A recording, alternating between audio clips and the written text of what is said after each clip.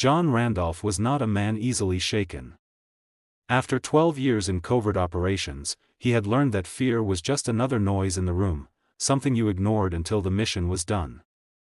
But when the call came through that cold Tuesday morning, something about the tone of his director's voice told him this mission was different. A reverend had been found dead in the small coastal town of Ravenshade.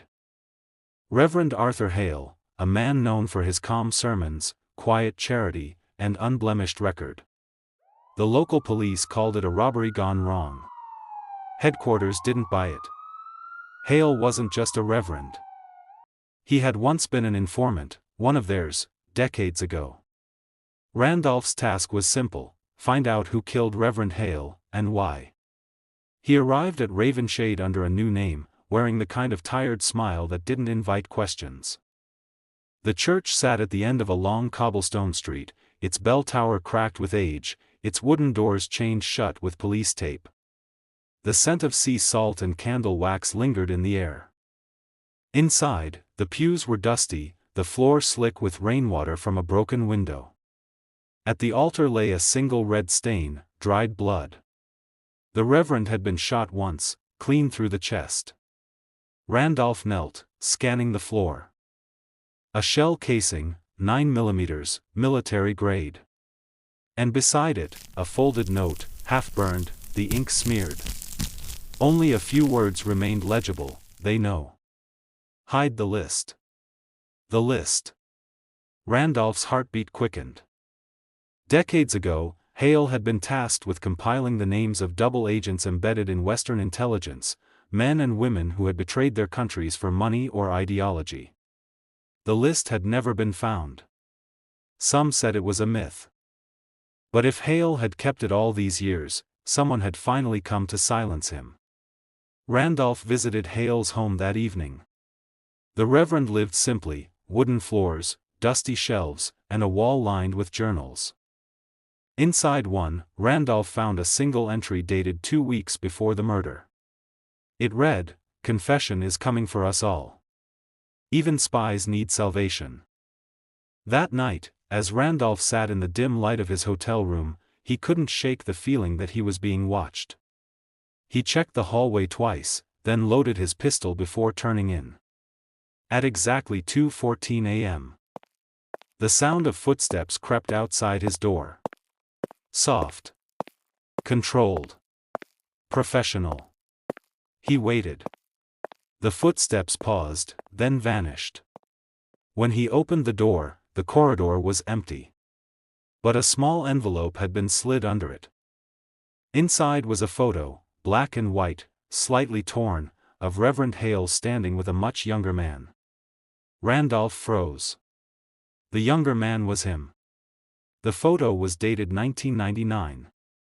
But Randolph had never met the Reverend before. At least, he didn't remember. The next morning, he drove to the local morgue to see the Reverend's body. The coroner, a thin woman with cold eyes, pulled back the sheet. Hale's expression was strangely peaceful, as if he had been expecting death. Around his wrist was a small silver bracelet, engraved with coordinates. Randolph memorized them before leaving. The coordinates led him 20 miles north, to an abandoned monastery overlooking the sea. Inside, the air was thick with dust and silence. In the center of the main hall stood a confession booth, aged and splintered. On the seat lay a leather briefcase. Inside it, the list. Dozens of names. Politicians, generals, agents. And one name circled in red ink: John Randolph. His blood ran cold. Before he could react, a voice echoed behind him. "I see you found it." He turned. Director Mason stood in the doorway, gun drawn. His superior. His mentor. The man who had sent him here. Randolph's mind raced. "You knew about this," he said slowly. Mason nodded. "Of course. Hale kept the list as leverage. We let him live as long as he stayed quiet. But someone started digging again. So I sent you, the one name he'd never suspect." Randolph clenched his fists. You sent me to clean up your mess. No, Mason said calmly. I sent you to finish your own. He tossed something onto the floor, another photograph. It showed Randolph standing over a body, Hale's body, gun in hand. The timestamp was from 2 nights ago. That's impossible, Randolph whispered. I wasn't even here. Memory is a fragile thing, John, Mason interrupted. You of all people should know. You volunteered for the erasure program years ago. You wanted a new life, a clean slate. But Hale, he couldn't let go.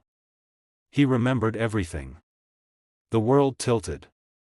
Fragments of memory flashed like lightning, a gunshot in a church, a man falling to his knees, blood blooming on white robes. Randolph staggered back. No. I didn't kill him. Mason smiled faintly. You did. You just don't remember. Hale tried to stop you from giving the list back to us.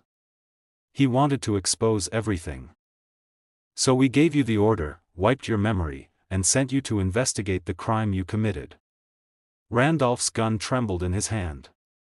Why tell me now? Because, Mason said, stepping closer, we can't afford loose ends. The shot echoed through the monastery. When the police arrived hours later, they found 2 bodies, one dead from a gunshot wound to the chest, the other missing, his footprints leading down toward the cliffs. 3 weeks later, a new name appeared on the international wanted list, John Randolph, former intelligence operative, suspected double agent, murderer of Reverend Arthur Hale and Director Mason. But in a remote village across the sea, a man with tired eyes and a faint scar on his temple preached sermons to a small congregation under a new name, Reverend John Hale. And every Sunday, when the church bells rang, he would whisper a quiet prayer, "Forgive me for what I had to forget."